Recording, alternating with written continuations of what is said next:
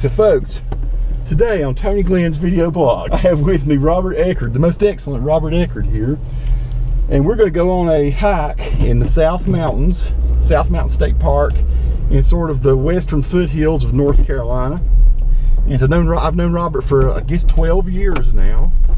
And Robert is tell me what you do, Robert. What you, I know you work for data imaging, but tell me about, just a little bit about you and your work and just in life in general. Well, we're a distributor of printing and promotional products. We've got a lot of customers in western North Carolina and a few other states. We have 4 locations around over 2 states, and like I said, just printing promotional products, a lot of logoed items, wearing apparel, something with your logo on it. And you've been with them for, how long have you been with them totally? Well, gosh, July 1st, which is what, Monday? Yeah. It'll be 19 years. 19 years with one company. So they've been good to work for then, right? They have. They've been good to work for. They're located out of Hickory, North Carolina. And so at the hospital system where I work, we've always used Robert and Robert's company. They've always gotten us really good products, great service and all that. So I thought I'd throw that sales pitch out there because you are a businessman. And but Robert's also a good friend. And I've never been hiking with Robert, but we both love to hike. And we know a lot about the same places. I've hiked a lot in the South Mountains. Tell me about where we're thinking about going today. Well, Jamie told me about a place called Little River Falls, and there's a really big falls up at South Mountain. I think it's the Hickory Nut Gorge Falls. And really? Bigger than High Shoals Falls? No, it's High Shoals. High Shoals Falls, there you go. go. High Shoals. I was thinking it's the Hickory Nut Gorge. Easy. It's the High Shoals Falls, you're right. But that's the kind of the tourist falls. Yeah, because it's easy to walk to that when it's right off the trail. 90% of the people up there today will be walking to the falls. But Jamie told me about a smaller falls, and it's way back. It's on the other side of the gorge from the High Shoals. And it's not nearly as big, but it's a beautiful little fall. And what I like about it is probably 95% of the people who go in the park, they never see that falls. So it's something you go back there and see. It's really nice, and not a lot of people are getting to see it. Now, for people that don't, I have subscribers that are in a lot of different countries, and UK, Australia's kind of big, Germany. So I got a lot of European folks, some folks in South America that watch my little YouTube channel. Let's tell them a little bit about South Mountains. Everybody's heard about the Appalachian Mountains, the Smoky Mountains, the Blue Ridge Parkway, things like that, and those are all awesome. But the South Mountains is kind of a strange little formation. If you go on like Google Earth or Google Maps and look at it, it's sort of like it sits off to itself. It's almost like 35 or 40 miles from any of the other mountains. There's almost like it's like the flatlands are all around, and then there's this humpy bumpy little section of like 3,500 to 4,000 foot mountains, isn't it? Right. It's not high elevation mountains like Boone and Asheville, and so you don't get a lot of tremendously cold weather like you would up in the higher mountains. And you're right. It's just like there's this little formation of mountains. But it's very rugged and wild, isn't it? It is. I mean, and it's vast. It's the largest state park in North Carolina, and there's a lot of big state parks in North Carolina. But from a square mileage point of view, it's like 300 some. I think it might be like 300 square miles. It's crazy. Like it's huge. So you can get really lost in there if you're not careful. But it's a big network of trails, horse trails, bike trails, and things. Right. And the Hickory Nut Gorge is a deep gorge. I mean, it's not Linville Gorge deep, but it's very deep. And there's a Chestnut Hill or Chestnut Knob overlook. That's beautiful. And you can look over the gorge. It's beautiful out there. It's kind of on the way back on the trail we're going to go today. So we may walk on out there to the edge and shoot that, right? We could. I've shot it before with a camcorder that didn't have a very wide field of view, so I don't know that people actually got a sense really of what that Chestnut Knob overlook really looks like from my previous videos. Today I got better camcorder. Got some bikers coming up here. Anyway, I've got a better camcorder for that. We've just come off the little mountain I live on, which is called Mineral Springs Mountain, and I don't know that it hardly qualifies as a mountain. It's about 650, 700 feet higher than the rest of the valley, so it's kind of a hump.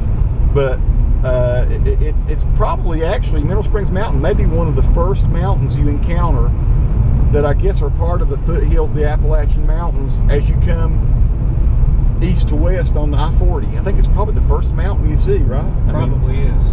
And or either that or the mountain that's right before it there is a small mountain. Colony Springs Mountain. Colony Springs Mountain, yeah. Lori's grandmother grew up there at the foot of the Colony Springs Mountain, and there was actually a really nice, swanky hotel there. Really? On that mountain? No, not on the mountain. Down about where Lindy's Furniture is. Really? And I mean, at the turn of the century, 1900s, presidents stayed there, and they would go to the mineral springs, the actual mineral springs, because they thought it had healing powers.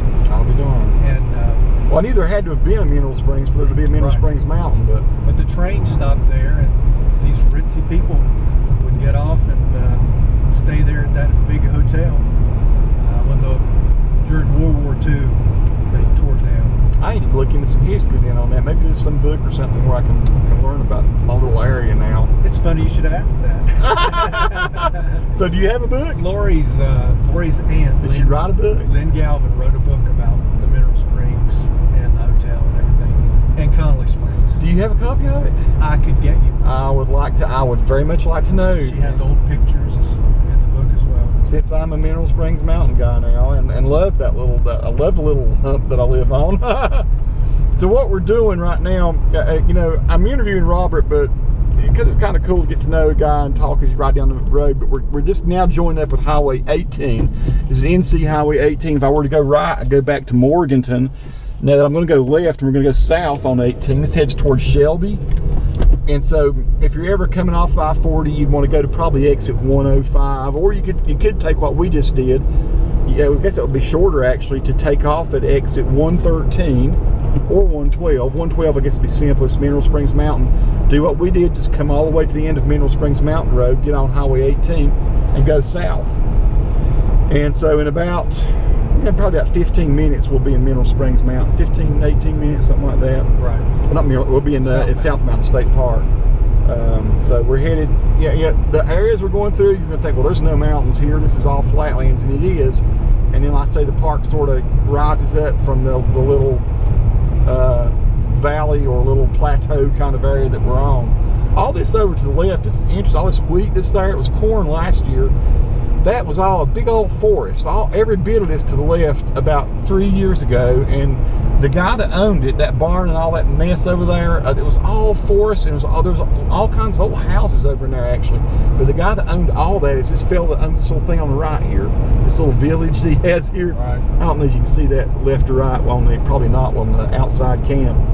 But that guy, he actually, I thought his little area over there was very pretty. I wanted to shoot some pictures of it one year for our calendar. We never did use them, but he took me out in the woods and walked me around and showed me 4 or 5 old houses and stuff. So whoever bought the land to make the big farm tore down a whole bunch of old, it's spooky back in there really. And so that was one of those crazy things I did years ago. Hike back there in those woods. Now there's no longer any woods. It's like many acres of wheat or corn as they decide to do it. So we're going to be, we'll head south probably about 6 or 8 miles, and then cut back off to the right and head back toward the mountains. Right. Well, Robert, you live in Rutherford College. Correct. And tell me about life in Rutherford College, because I'm kind of up on the hill, you know, away from you big shots down there in the valley. What's it like living in Rutherford College? It's nice. It's a small town. However, there's a hospital in the town, and we're near the fire department and interstate, so we're strategically located. But it's a nice little town. Oh, we're going to turn this way. Yeah, let's do this one. You're right, this is the quickest way, isn't it? Okay. It's a nice little town. My wife and I, Lori, we walk a lot in town. The sidewalk goes all the way from one end of town to the other. It's about 3.5 mile walk we take, usually several times a week. Unfortunately, they built a new barbecue restaurant in our town. It's not too cold in here. No. It's called JD's Smokehouse. It's right across the road from you, kind of. It's just down the road from you a little bit, and whenever the wind's blowing just right, Oh man, we have to go eat barbecue. eating some of the best barbecue. True, JD's Smokehouse. Folks, this little restaurant has been open for what, maybe Since 3 months. Yep. And Nikki and I finally were able to get into it maybe 3 or 4 weeks ago. And so when I had barbecue chicken, she had barbecue pork, and you're right, that's some of the best. The chicken was like super tender. I had the barbecue chicken last night. Oh man, is that not good chow? My daughter's working there now. Is she really? She is. So are they pretty good people? They're really good people. Are they local folks? They're Where are from they Georgia. Georgia. I don't know exactly why they moved up here. I know, I think her mother lives here, but they decided to turn that old hosiery factory into a barbecue restaurant. And it's really nice. It's really nice. Maybe I'll drive by and get some video of that just so I can show what we're talking about. But excellent place to eat, fairly reasonably priced. Yeah, and so yeah, that's one of the highlights of Rutherford College now. But now the walk you walk, I see a lot of people walking down there. That you got the hospital, which you can walk around. You got all the sidewalks. Do those sidewalks go all the way down to the river yet? No, not to the river. It's probably a good, maybe even a mile from the river. I wish it did. I'd walk it all. Because you got great river access there, just Right. out of Rutherford College too. I guess it's the Catawba River, but is it? It's not part of Lake Rodius, is it? It is. Is it? So a lot of people fish there, and it's a good, like I say, boat access. It's beautiful to ride. Like we'll go riding at Ingalls in the evening and watching the sun goes down due west over the river and the little lake. It's so pretty, isn't it? When you're crossing that bridge and looking left at sunset, it's just a beautiful, spectacular. It really is. And Valdez Hospital is part of the hospital system that I work in. That's the hospital Robert's talking about. So and what an awesome little hospital it is. I mean, it actually, I think there are like 27 or 28 hospitals in the Carolinas healthcare system. Now, there's a lot of other hospitals in North Carolina, but the system that I'm in, Valdez Hospital usually comes in first or second in patient satisfaction of all those hospitals. Did you know that? I did not know that. It actually, more patients are satisfied with their service they get there than almost any other hospital in all of Carolina's healthcare system. It's unreal. So good little local hospital, good people that work there, people have been there forever. I mean, you know, almost no turnover in that little hospital.